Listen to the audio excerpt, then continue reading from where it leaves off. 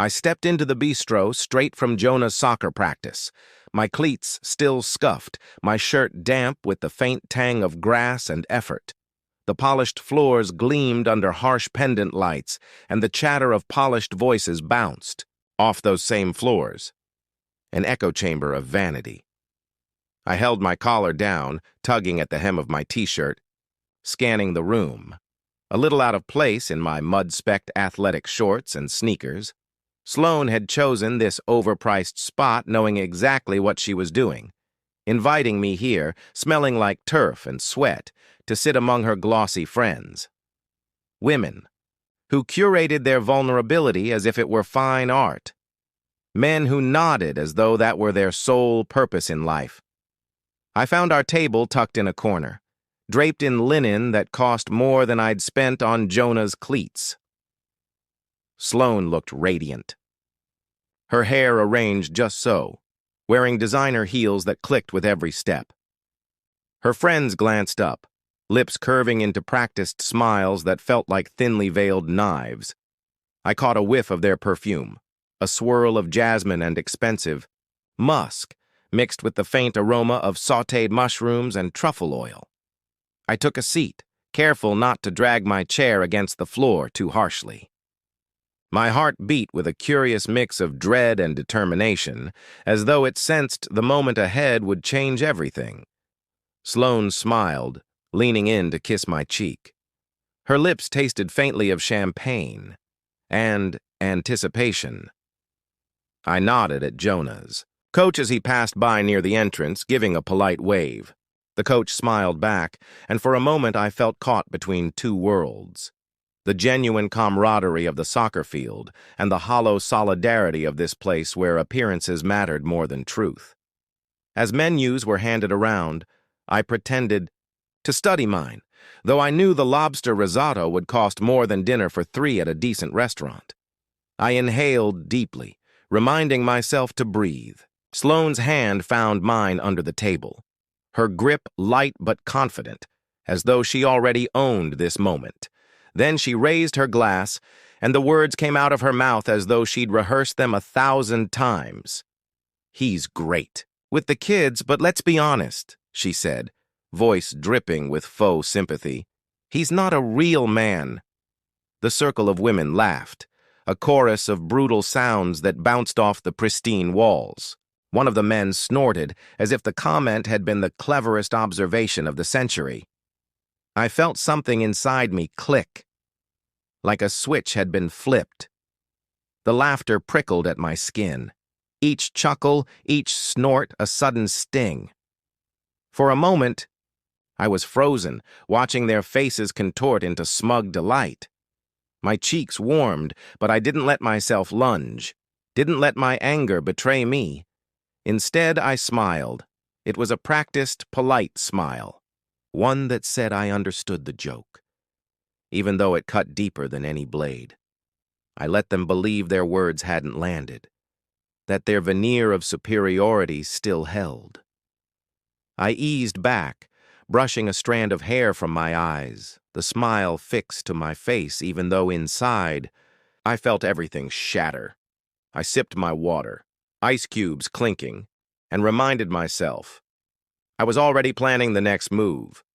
I called that a smile of courtesy, a shield against their cruelty. I glanced at Sloane's face, expecting to see regret or horror. But she was animated, caught in the glow of her triumph. Her eyes sparkled. But it wasn't warmth shining there. It was the thrill of power. I let the moment hang for a heartbeat longer, then slipped from my seat, not bothering, to reach for my wallet. I steered the chair back with a soft scrape. I could feel every pair of eyes follow me as I strode out of the bistro without hesitation. The door swung shut behind me with a soft thunk, like a starting gun. Outside, the sun had dipped close to the horizon, painting the sky in bruised purples and oranges. The air smelled faintly of exhaust and sizzling street vendors packing up for the evening. I inhaled the rough scent of the city, a stark contrast to the perfumed obliviousness inside. Amanda Gray, my attorney and strategist, waited in a sleek black SUV, clipboard in hand. Her expression never changed. She was the image of composed professionalism, dressed in charcoal gray, tailored suit and heels that could kill a man's ego from 20 paces. She glanced at me as I approached, lifting one perfectly arched eyebrow. The whether in question or admiration, I couldn't tell. I slid into the back seat. The door clicked shut behind me, sealing me off from the bistro's glow and leaving its bullies in my rearview mirror. Amanda closed her laptop. She didn't say anything. She never did after one of Sloane's episodes. Instead, she unfolded her clipboard, revealing a dossier of neatly printed pages. Our next steps. Precise legal maneuvers. A war plan in ink and paper. I watched her fingers float across the pages, flipping to a bookmarked section. Her calm efficiency made me want to laugh, because I used to be that man, content to let life unfold. But Sloane's words had woken something in me that couldn't be quenched by passive generosity. Amanda assessed me with an appraising glance, as though she could read my mind. "She's going to wonder where you went," she said, voice cool and unflappable. "She'll text, she'll call, don't respond, stick to the script." I nodded. No hesitation, no second guesses. We sat in silence as the SUV idled at the curb. Inside me, the adrenaline still surged, sharp, unforgiving, alive. I thought of Jonah, his wide grin, running up and down the field, and I imagined telling him someday that his father was a real man, a man who refused to let bullies define him. The wheels turned. We pulled away, and with each passing block, we left behind the laughter in that bistro, and the man I had been. Amanda exhaled slowly, slipping her documents into a slim leather portfolio. "Tomorrow," she said. "We start with the accounts. By Friday, the house titles are in trust. She won't even realize until it's too late." Her voice held no cruelty, only the precision of a surgeon wielding a scalpel.